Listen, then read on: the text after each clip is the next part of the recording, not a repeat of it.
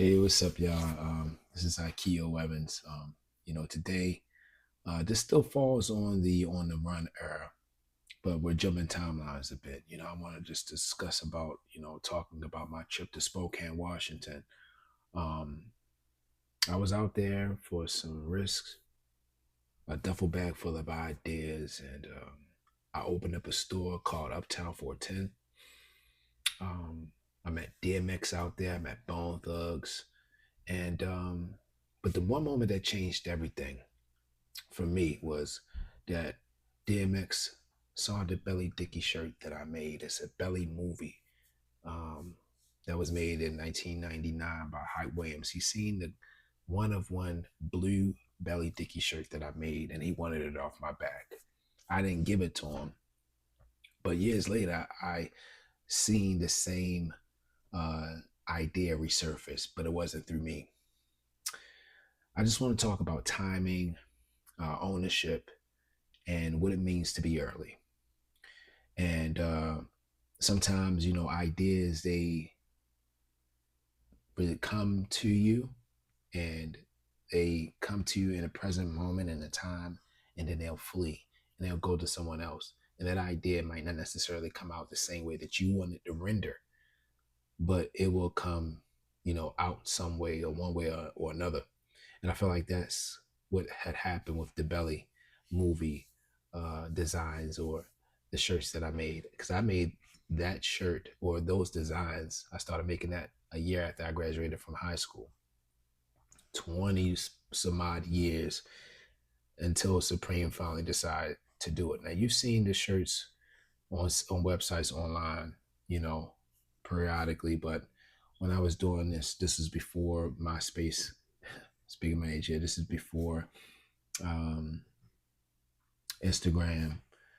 This was in the break of 2002, 2003. YouTube wasn't even out there. And then I was creating top shotters. I was creating, different other designs on shirts, Dickie shirts, so on and so forth. New Jack City on the Dickie shirts. Whoever seen New Jack City on the Dickie shirt? And I'm not just talking about slapping together random stuff. I'm talking about actual movie stills. The screenshot before we all call it the screenshots.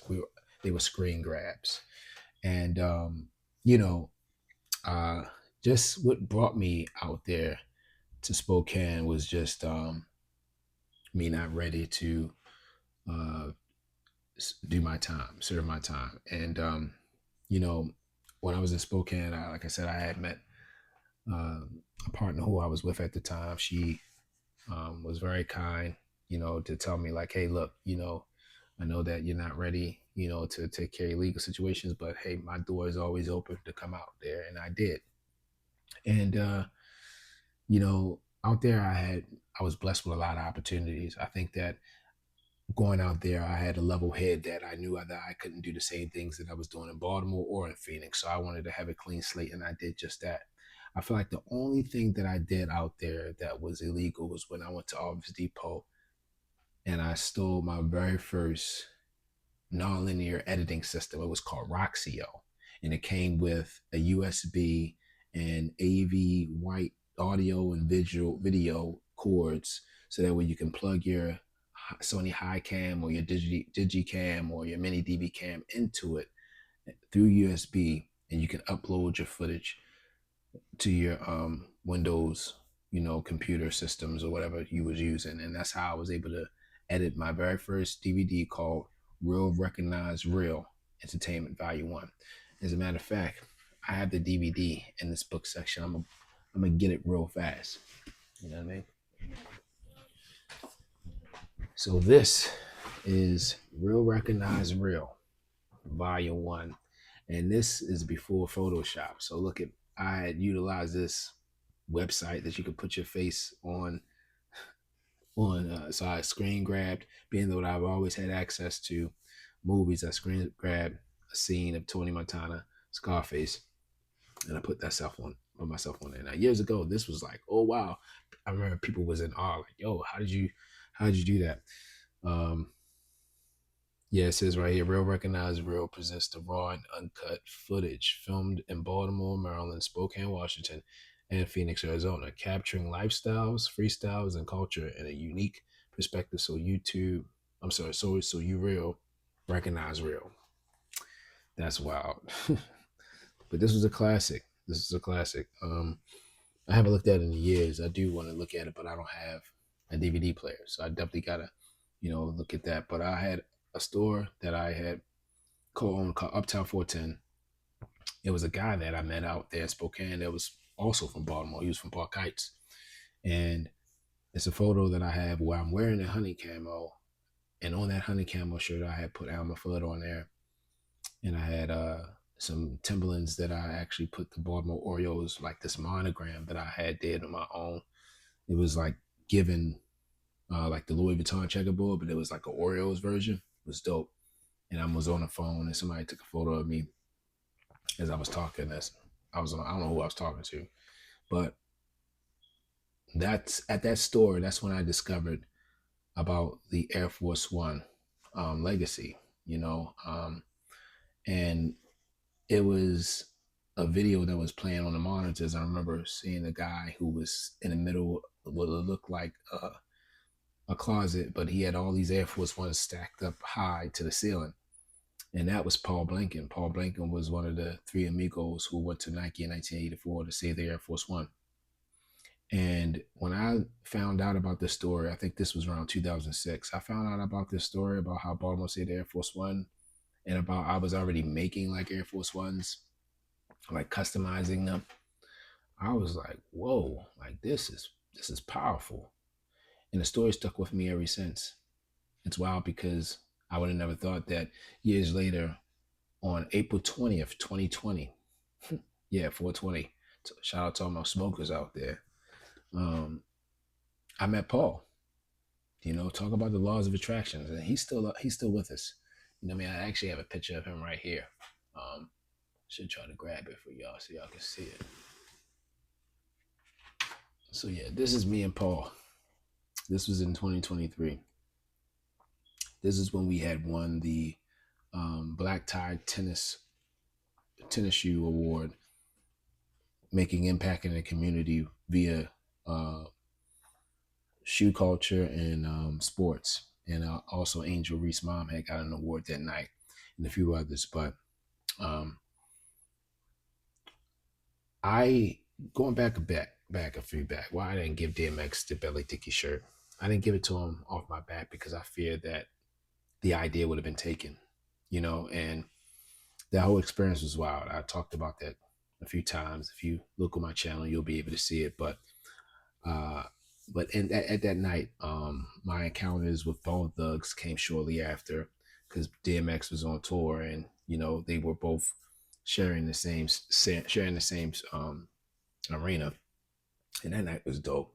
You can check that video out on my YouTube as well. But the experiences that I've had with them, Bone Thugs, even I had Bone Thugs managers contact, which I didn't use, by the way. So I would get contacts and I would gain them. And I remember when I told DMX manager when DMX asked for the Belly Dickie shirt, I say, yo, let me get your contact so that way I can know. And they wanted the shirt right then and there. If I didn't give them the shirt off my back, they wanted it right then and there. But what I wanted was I wanted to build the connection. I wanted to build the relationship, because I knew that if I did that, I could have my eyes on them. That's if case the idea that I created, the intellectual property that I created, even though it was from a movie, but it was still an intellectual property because you've never seen it nowhere before. It even caught the eyes of DMX himself, who was an actor in the movie, to the point where he wanted it off my back. You know what I mean? And also I didn't give it to him because I had like a drunken t-shirt underneath. Like right now, all right, my joint button up. I'm not going to unbutton it right now because I got this mic right here. But if I unbutton it, I have a t-shirt that's well rounded and around my neck. That day I had like a drunken bacon neck t-shirt. They call it bacon neck t-shirts on this old Michael Jordan Fruit and the Loom commercial, where the white guy was wearing like this scrungy collared Fruit of the Loom t-shirt, and they called it bacon neck t-shirt. So that stuck with me over the years. But Supreme making the belly shirt, and I think it was like 2022, 2023. I was like, wow, you know what I'm saying? And it was a dope collab. It was a dope connection. And I'm grateful that Hype Williams, had repurposed it, and he also launched it with them. And I also seen a independent collab that, shout out to Joe Fresh Goods, that he did with the New Balances, where he did the colorways and the themes, and he incorporated that into his collaboration with New Balances, and that was dope. So it was, people always are going to do it in their way, and I salute them for that. And hopefully in the near future, I'll be able to do the same thing with actually creating a collection. I don't know, maybe with one of these top brands.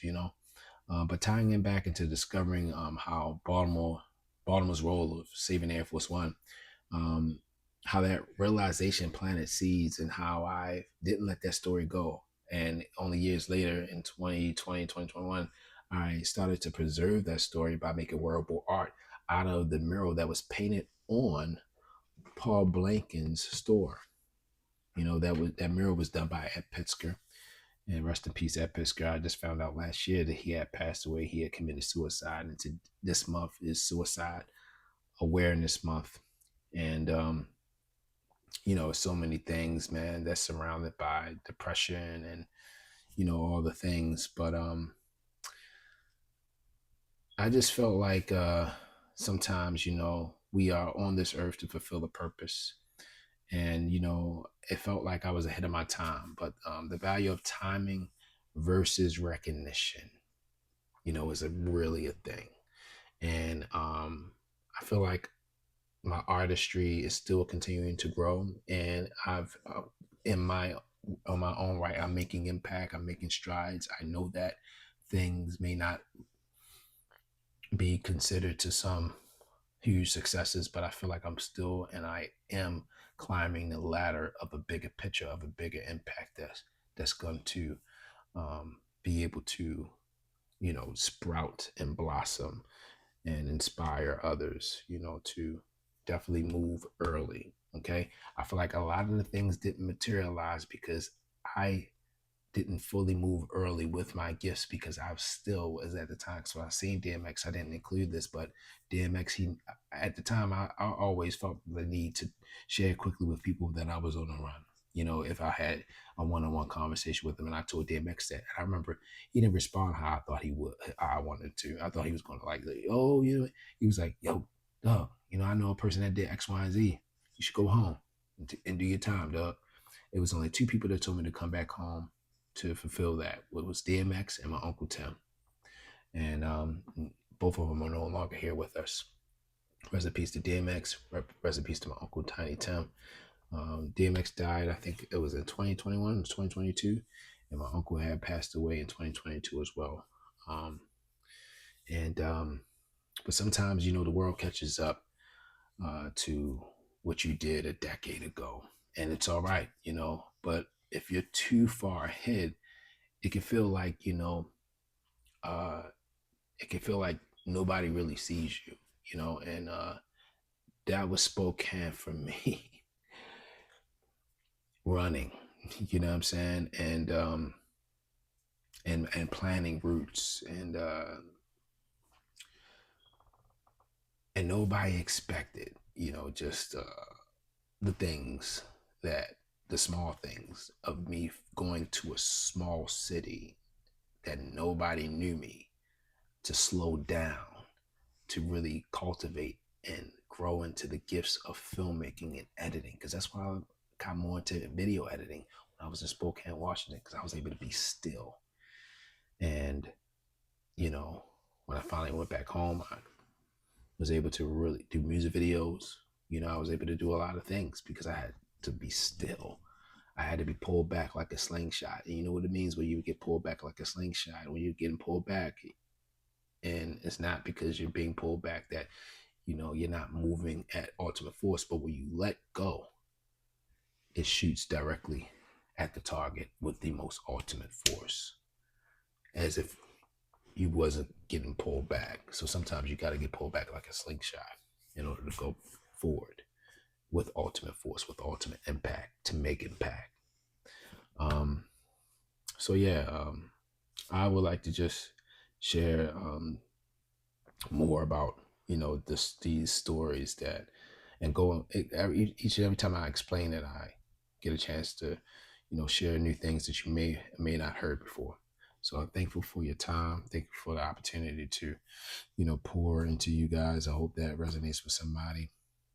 And yeah, be on the lookout for probably some other videos. Like I said, I'm gonna start doing other videos called Off the Record. Sorry, I'm a little late today. I was installing my artwork at Artscape at the Scout Fair, and I just got back in not too long ago, and I just started, saying, yo, let me really still be consistent with this. So I'm gonna try to record an episode early tomorrow, because for these next couple of days I'm gonna be out and about, doing the Artscape. But thank you guys for tapping in. Be on the lookout for more. Appreciate you guys. Peace.